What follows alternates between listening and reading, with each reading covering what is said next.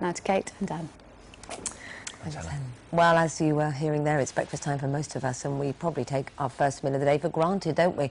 But 1 million children could be waking up to no breakfast this morning without a clue where their next meal is coming from.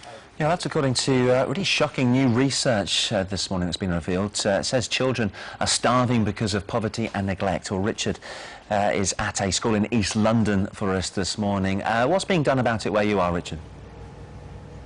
Well, they're really helping the kids here. We're in one of the country's poorest boroughs. Believe it or not, Dan, we're just 2 miles down the road from the Shard, that wonderful new building in central London that opens today. And yet here, there are children that have been going hungry. Thankfully, they have the Magic Breakfast charity come in every day and feed some of the children. 20 to 30 of them will come and sit down and have breakfast in the next hour. And Maggie, one of the Year 6 teachers, it's crucial, isn't it? Because you can see the difference when children aren't eating properly. Absolutely. Magic Breakfast really does mean magic results for our children here at Ben Jonson Primary School. So, I mean, the difference is what? Before 2 years ago, when you didn't have it, the children weren't concentrating, the results were poor? Focus, concentration, coming into school happy, coming into the classroom ready to learn. Before we had Magic Breakfast coming in, we were below threshold with our results, and now we are way above national average, also with our level 5 results, so it makes a huge difference to the children's learning. And as a teacher, you must be really worried when you hear and see that so many of them don't get the nutrition that they need. Yeah, and this is why it's so great. It's a nutritional breakfast. It's varied each day. We have fresh fruits, yoghurt, fresh fruit juice, we have cereal, we have hot breakfast, we have bagels, and also not just at breakfast time, they're given out at playtime as well. Well, it is really good news. The kids have to pay 20 pence each for this, which is a small price to pay, really, for a great start to the day. Thank you, Richard. And Katie Fawcett's in Suffolk with one of the families, one of the thousands of families who are struggling to put food on the table. Morning, Katie. Morning. Well, yes, for the Elder Breakfast Club would be really, really helpful, wouldn't it? Because it's a real struggle to feed your 4 children every morning. And just tell us how much you're living off. Yes, it is. We spend roughly £60 per week on our children, you know, and ourselves for food and that, so it is quite a struggle. Yeah, that must be really tough. And tell us why you're in this situation as you serve up the breakfast for our lovely ladies here. Yes, indeed. What happened to put you in this situation? Well, I had to give up my work because my wife wasn't too well and that, so I had to leave everything, and everything just spiraled out of control after that.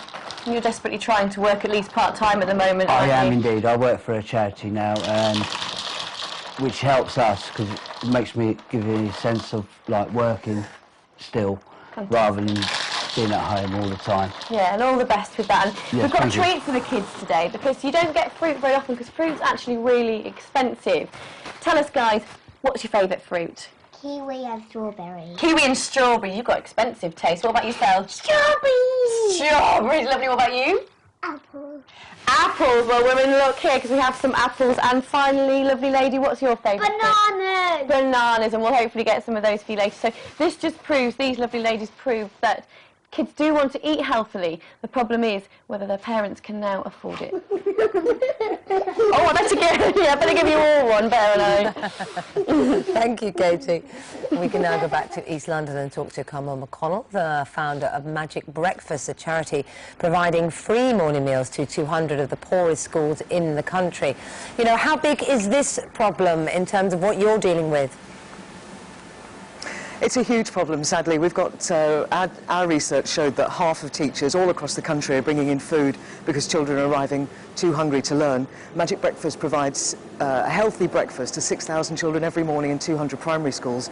And with this research out today, we're seeing that our plan to be able to solve child hunger as a barrier to education really is needed more than ever. Yeah, sadly, the numbers are on the rise, as you make reference to, Carmel. What are your capabilities of that charity? How many more children do you think you're able to help?